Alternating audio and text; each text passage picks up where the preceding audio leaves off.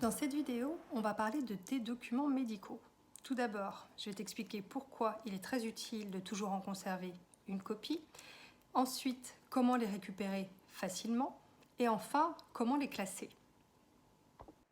Alors, pourquoi donc garder une copie de tous ces documents de santé? Tout d'abord, moi je me suis rendu compte que parfois il y avait des loupés dans les transmissions et que mon médecin généraliste n'avait pas forcément les derniers documents concernant mes derniers bilans sanguins, échographie ou etc. C'est donc pour ça que moi je demande systématiquement une copie, quitte à la remettre moi-même à mon médecin généraliste s'il ne l'a pas reçue.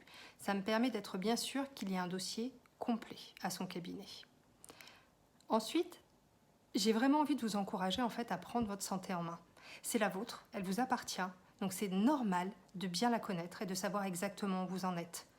N'attendez pas d'aller faire le bilan chez votre médecin généraliste pour vous dire « Ah tiens, ma dernière échographie date d'1 an, il faut que je pense à prendre rendez-vous pour faire une échographie de contrôle.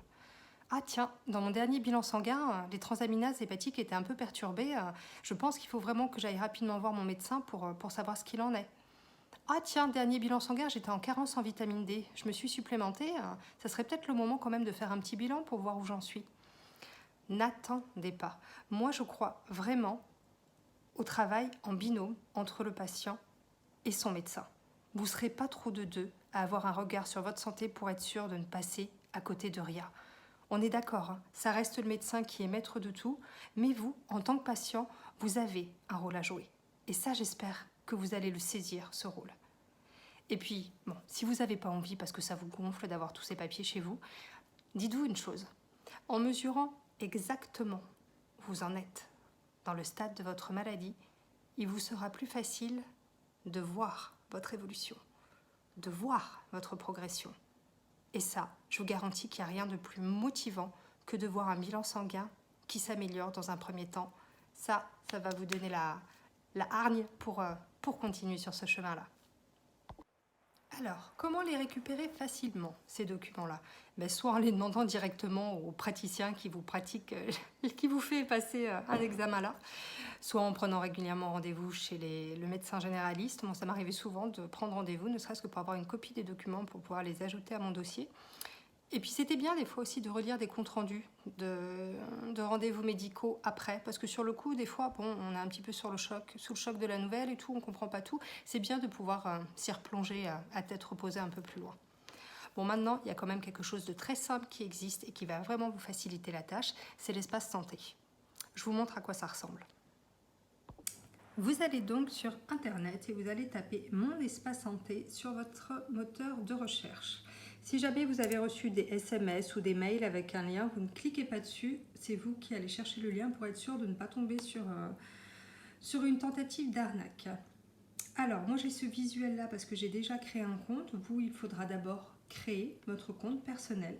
Et ensuite, dans la rubrique « Documents », vous allez pouvoir retrouver un certain nombre des comptes rendus de vos examens, que ce soit les radios, échographies, résultats de biologie, comptes rendus quand c'est des visites avec des médecins spécialistes, etc. Il y a même les certificats médicaux pour les tests Covid.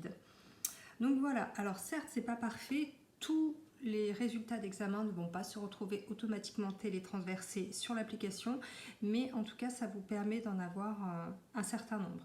Après, vous avez tout un tas de paramètres à régler en fonction de si vous souhaitez que ce soit partagé ou non avec d'autres médecins.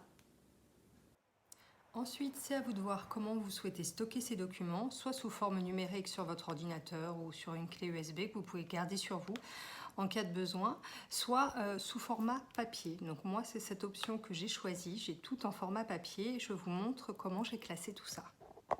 Et voilà donc le bébé. Donc j'ai tout mon dossier médical qui tient dans ce gros classeur. Alors vous allez voir, hein, j'ai rien fait d'extraordinaire. Hein. J'ai été très scolaire, un classeur, des intercalaires avec les prises de sang, le foie, la thyroïde, les différents petits soucis que je peux avoir. En général, je garde sur le dessus donc l'ordonnance pour le prochain examen pour l'avoir facilement sous la main. Et j'ai tout classé dans des fiches plastifiées. Comme ça, là, j'ai vraiment tout.